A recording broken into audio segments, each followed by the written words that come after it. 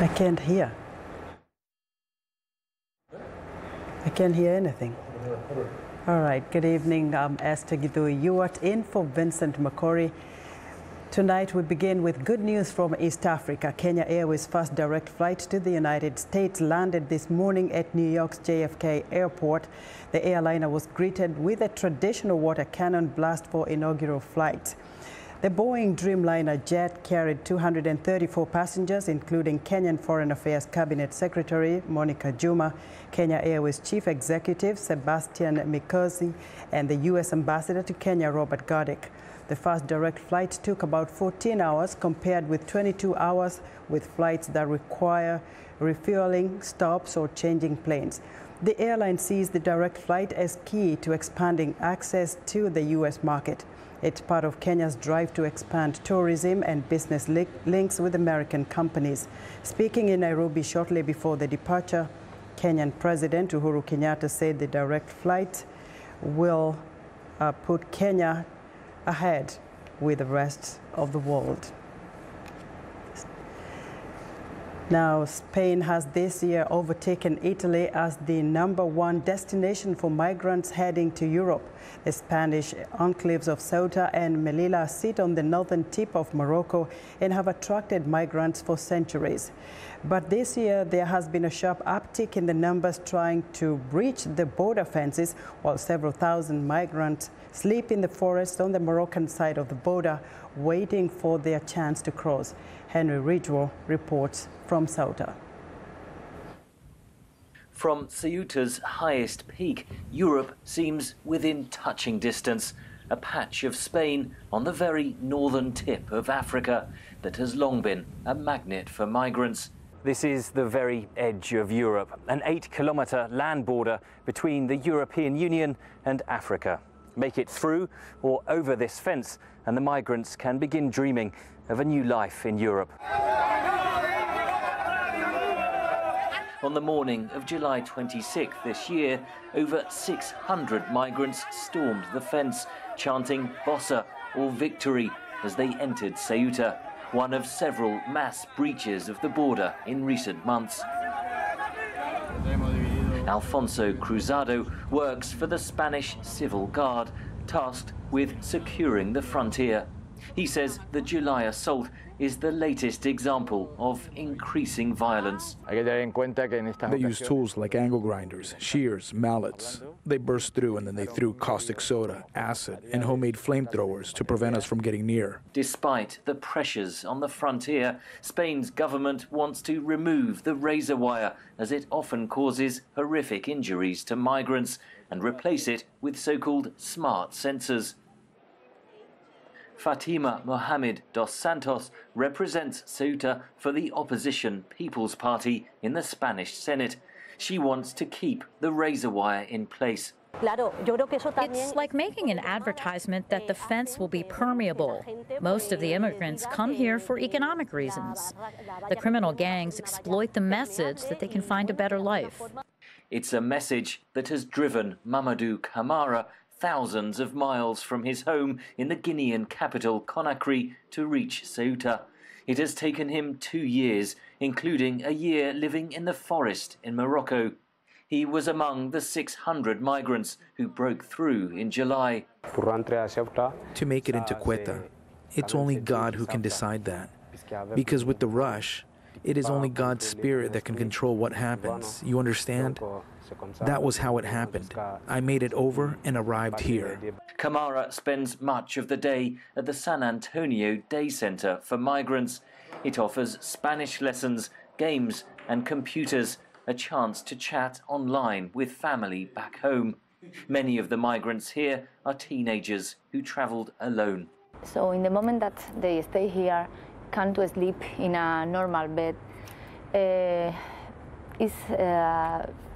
it's a different situation, but for them is like, okay, this is a moment of relax for wait the moment that pass to the mainland. Usually they have problem for this reason, for stress, for depression. Ceuta is a final stepping stone on the migrants' journey to Europe. Spain has built an accommodation block to house them, but it is often at double capacity. The migrants must wait in turn, sometimes for a year or more, to be taken to the Spanish mainland. Time to reflect on the harrowing journey that has taken them this far. Time to process the hopes and fears of an unknown future. Henry Ridgewell for VOA News in the Spanish enclave of Ceuta. Close to 400,000 people have been killed in the civil war in South Sudan, half through violence, according to a new analysis by researchers at the London School of Hygiene and Tropical Medicine. This makes the conflict among the worst the world has seen in recent years. It also supports evidence that a peace deal signed last month is not holding.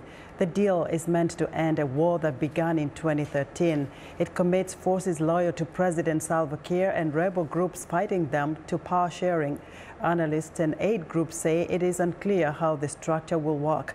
On Wednesday, rebel leader Riek Machar is due to fly from Sudan's capital Khartoum to Juba for a peace celebration hosted by Kiir, and that the presidents of Sudan, Uganda and Kenya are expected to attend.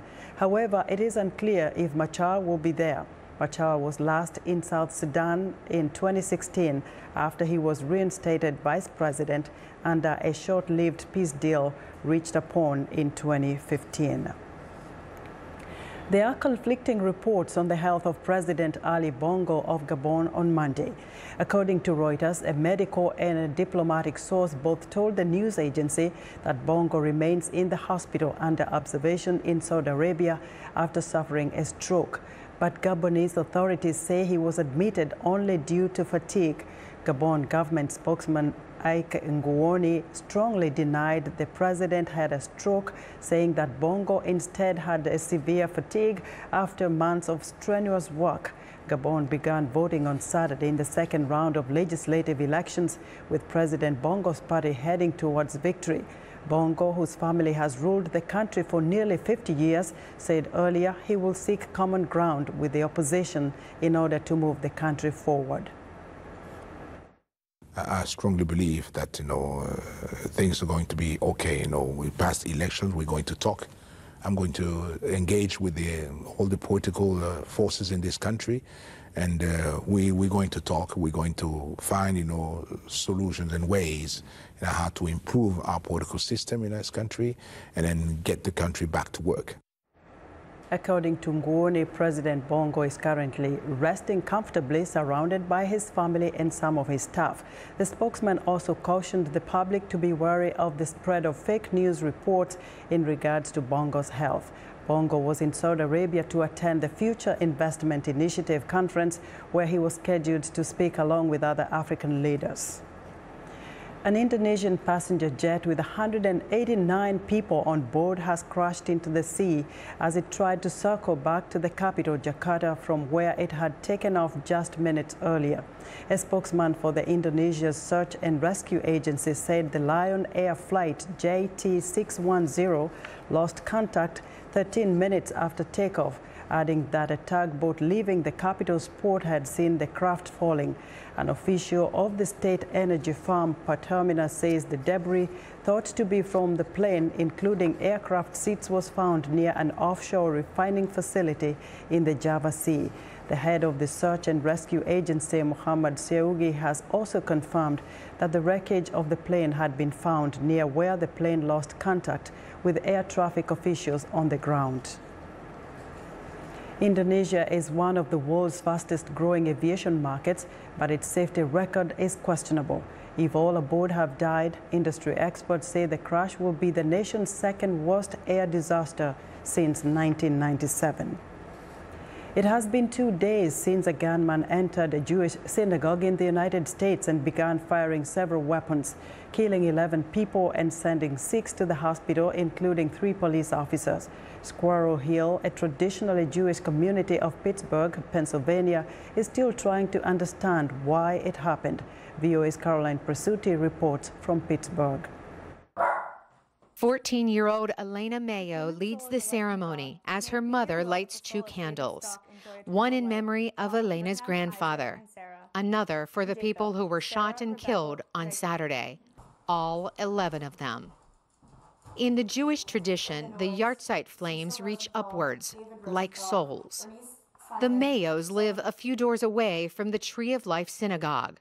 On Saturday, police say 46-year-old Robert Bowers burst into a Shabbat service, yelling anti-Semitic remarks. He opened fire in the worst attack on American Jews in U.S. history.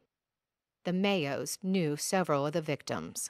These were people who got there early to make sure everybody had what they needed, who went into the kitchen and cooked meals and did things to make sure that people had what they needed, and mostly elderly people and people with disabilities. Officials have linked the gunman to these anti-Jewish posts on social media. Bowers, who was injured during the gun battle with police, faces nearly 30 federal charges. Chuck Diamond, the former rabbi of the Tree of Life Synagogue, says he always worried something like this would happen. This is a hate crime. Somebody who, when you put hate and guns together, it's not a good result. On the sidewalk outside the synagogue, hundreds of flowers formed an impromptu memorial. 2 bouquets were left with just one word: love. Love was a repeated theme at an enormous interfaith service as Pittsburgh residents, no matter Christian, Muslim, or Jew, came together to speed the healing. Organizers were stunned at the crowds. They shut the doors when they reached capacity of 2,300 people. Then they put the audio on loudspeakers for the 1,000 standing outside. And in a city driven by its Steelers football team, at Sunday's big rivalry game, a moment of silence for the victims. Unity in a city determined to rise above the hate, to focus more on love. Carolyn Presutti, VOA News, Pittsburgh, Pennsylvania. Cesar Sayoc, the ardent supporter of U.S. President Donald Trump, accused of mailing at least 13 packages containing explosive devices to critics of the president, is set for his first court appearance on Monday. U.S. news accounts report that the 56-year-old Sayoc is expected to appear before a federal judge in Miami, Florida, not far from where federal agents arrested him on Friday near his van. Several of the windows of the vehicle were covered with stickers supporting Trump or with crosshairs over the faces of the Trump opponents to whom he allegedly mailed the devices. Sayoc faces 5 charges in connection with a week-long mail bomb plot. Packages with the explosives, none of which detonated, were mailed to several leading Democratic opponents of Trump, including former President Barack Obama, former Vice President Joe Biden, and Trump's challenger in the 2016 election, former Secretary of State Hillary Clinton, along with top national security officials who served in Obama's administration. FBI Director Christopher Wray says 13 improvised explosive devices were sent in the packages, and each mailing included 6 inches of PVC pipe, a small clock, and potentially explosive material. Attorney General Jeff Sessions says that Sayoc could face up to 58 years in prison if he is convicted. Sayoc was previously known to law enforcement officials and has been arrested nearly a dozen times in Florida, including a 2002 arrest for making a bomb threat. The United States is reeling after a spate of what appears to be politically motivated attacks, a mass shooting at a Pittsburgh synagogue that left 11 congregants dead, and at least 14 explosive devices sent to prominent Democrats across the country. VOA's Michael Bowman reports the horrific incidents are spawning a new focus on America's often toxic political discourse just more than a week before midterm elections. A vigil in Pittsburgh after Saturday's deadly anti-Semitic attack. I just can't believe the kind of violence that we're experiencing in our country. The suspect, Robert Bowers, had recently railed against refugees to America as, quote, invaders that kill our people. He posted his views on a website popular with right-wing extremists. Days earlier, federal agents arrested Floridian Cesar Sayoc, suspected of mailing homemade bombs to Democratic leaders, officials who served Democratic administrations, a prominent donor to Democrats, billionaire Holocaust survivor George Soros, and cable news channel CNN. People who knew Sayoc say he harbored racist and anti-gay views.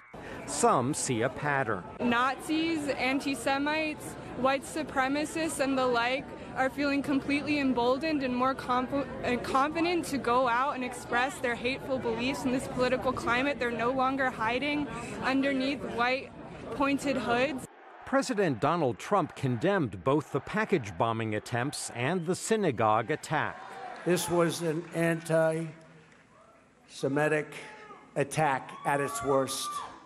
The scourge of anti-Semitism cannot be ignored, cannot be tolerated, and it cannot be allowed to continue. We can't allow it to continue. But he also lamented the synagogue's lack of armed security, an argument he has made after previous mass shootings. If they had protection inside, the results would have been far better. Trump has publicly criticized Soros and journalists and suggested white supremacists were not solely to blame for violence at events they organized.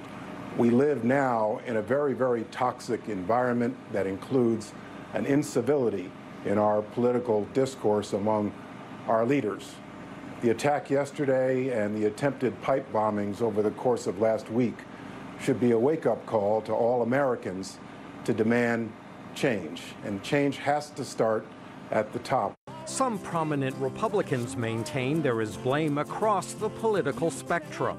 Senator John Cornyn tweeted that Democrats encouraged a mob scene for a Supreme Court confirmation battle, adding, quote, "No one should encourage violence, no one." Some are planning to respond to the attacks at the ballot box. What we do going forward, we vote. Yeah, we're going to vote. Midterm elections next week will determine which party controls Congress. Early voting is already underway in many states as the nation recoils and grieves. Michael Bowman, VOA News, Washington. We want to know what you think about Africa 54 and the stories we cover. Join the conversation on Facebook. The address is Africa 54. We're also streaming our show live on Facebook, so check us out and share our show with your friends. Still ahead on Africa 54, Kenyan women make inroads in the taxi business. But first, a look at Monday's headlines.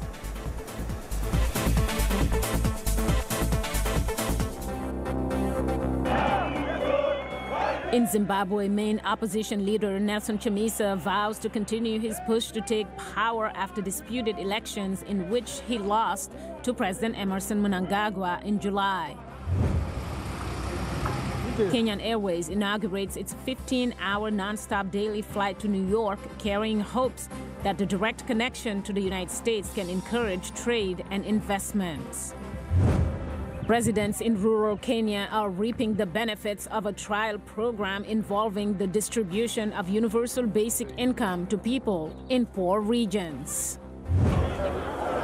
Finally, in Senegal, hundreds of thousands of Murid pilgrims converge on Senegal's holy city of Touba for the Grand Magal, an annual gathering of the members of this very influential brotherhood.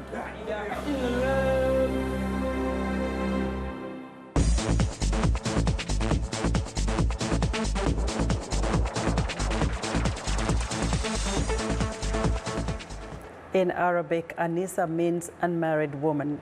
And in Kenya, Anisa has become the first taxi hailing service operated by women. The new service targets women who don't feel comfortable or safe being alone with male drivers.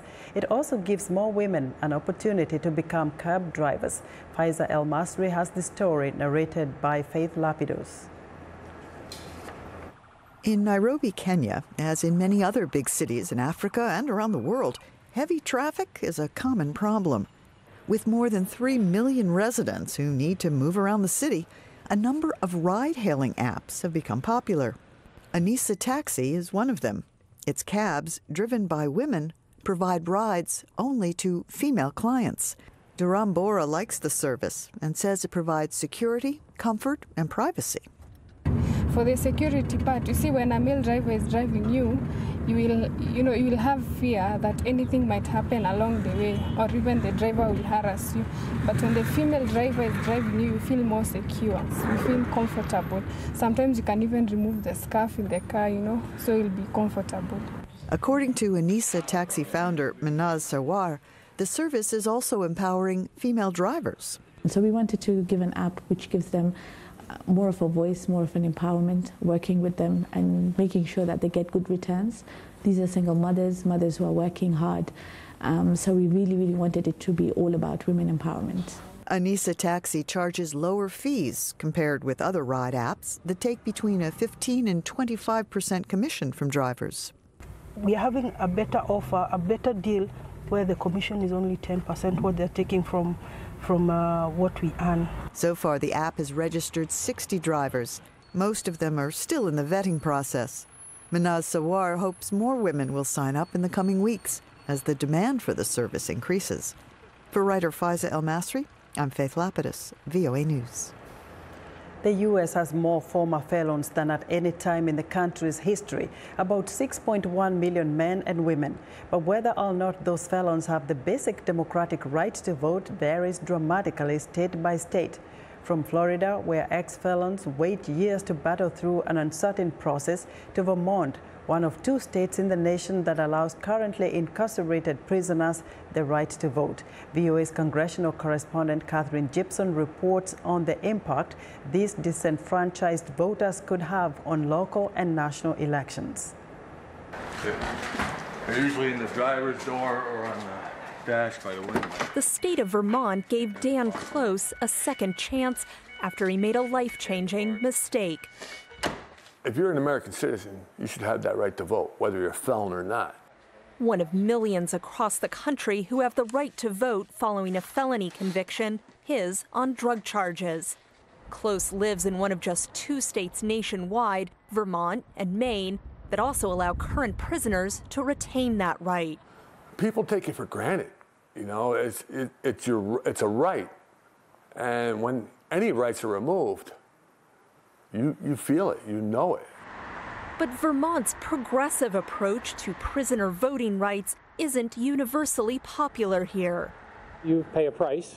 You've lost your freedom.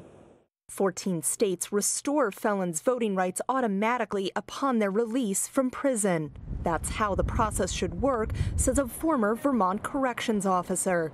As soon as a person is reintegrated back in society and they're now a contributing member to society in a positive manner, I believe that they should have all of the rights. But that's not the case for Yuraida Gunipa. Her prison time on drug charges in Florida ended years ago, but she says she's still being punished. It feels like an endless sentencing. Nobody can even imagine how painful this could be. And then I cannot even vote. Under the process that it is right now, I don't even know if I'm going to be able to vote again. Gunipa, one of the 4.7 million felons across the country who can't vote, is one of 9 ex-felons suing the state of Florida for setting up an arbitrary process for restoring felons' voting rights. They apply these vague standards like, have you turned your life around, or have you shown sufficient remorse? And what's true for one person won't be true for another. The case would impact 1.5 million Florida voters, a sizable share of the electorate in a key state in presidential elections. Striking state-to-state disparities in restoring felon voting rights is part of a larger national debate over voter suppression in the run-up to a crucial midterm election. Polls show a majority of Florida voters say they support a ballot initiative to change the state's process for restoring felon voting rights. Back in Vermont, Close is looking forward to casting his vote in the midterm elections. You know, sure, it's one vote, but it could be one vote to change things. An opportunity he doesn't take for granted. Catherine Gibson, VOA News, Wilmington, Vermont. One of the most beautiful and historic jewelry collections will go to auction in November when Marie Antoinette's jewels will be sold at Sotheby's in Geneva. But for now, the breathtaking royal jewels are on display in New York. VOA's Evgeny Maslov looked at a collection that hasn't been seen in public for more than 200 years. Anna Rice narrates his story. The diamonds and pearls that once belonged to Marie Antoinette and stayed in the Bourbon-Parma royal family for 2 centuries are being put on public display in New York just weeks before they go to auction in Geneva. Douglas Walter, a Sotheby's jewelry specialist, notes the whole collection is extraordinary, yet one piece does stand out. The best piece would be this pearl drop is $1 million, low estimate of $1 million. But it's an amazing pearl. It's perfect. 10 unique pieces from the private collection of the last Queen of France, all made specifically for her, all loved and worn. When the French Revolution came crashing down on Versailles, Marie Antoinette made sure her jewelry stayed in the Bourbon family. Sent ahead of their deaths to Austria and kept in safekeeping there. And her daughter, Madame Royale, then collected them after she was released from prison. And they've stayed in the family ever since. It is believed that in the time of Marie Antoinette, Versailles, the residence of French monarchs, served as an example for other European royal courts. And the Queen herself was an example of perfect taste. Her jewelry only proves that. Art lovers galore, as well as collectors and representatives of the biggest museums, line up at the entrance, hoping to look closer at the personal collection of priceless gems. Well, this 3-row pearl necklace was Marie Antoinette's, and when she owned it and wore it, it was longer. And then at one point it was made into a very long sautoir, which is in that photograph there. And then eventually it was made into another 3-row necklace, but shorter. But those are her pearls. This ribbon brooch was hers. The diamond drop, the yellow diamond drop, was added at a later point. Marie Antoinette's contemporaries admired her charm and beauty, which didn't stop them, however, from criticizing the Queen for exuberant balls held in Versailles during hard times for the country. The famous phrase, "If they don't have bread, let them eat cake," is often attributed to Marie Antoinette, yet there is no record of her actually having said it. But rumors aside, one thing is for certain: the last Queen of France did have great taste. For Evgeny Maslov in New York, I'm Anna Rice, VOA News. The lyrics could be French, English, Portuguese, Bantu, Arabic. It is the beat. The African beat that counts. The beat does all the translations. It cuts across all languages and gives us the understanding that this is the African beat. It is so distinct and adhesive. It binds us together. African Beat on the Voice of America. For more information, visit our website at www.voanews.com/AfricanBeat. And that's our show for today. Be sure to watch Africa 54 on our website at voaafrica.com. For more news, tune into VOA's evening radio show, Africa News Tonight, at 1800 UTC.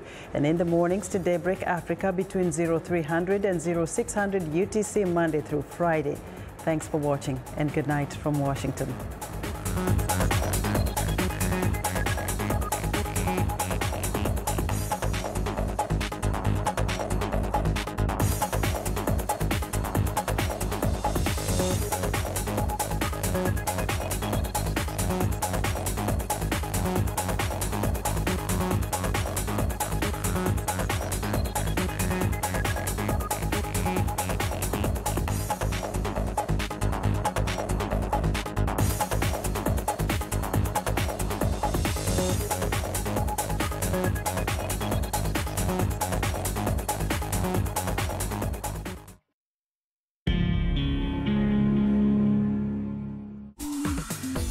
Welcome to English in a Minute. A lot of American English idioms refer to parts of the body. Get off on the wrong foot. Are Anna and Jonathan having trouble learning a dance? How did it go meeting your girlfriend's family? Well, it was interesting. First, I was really late. Oh, Jonathan. Yeah, and then at dinner I spilled my water all over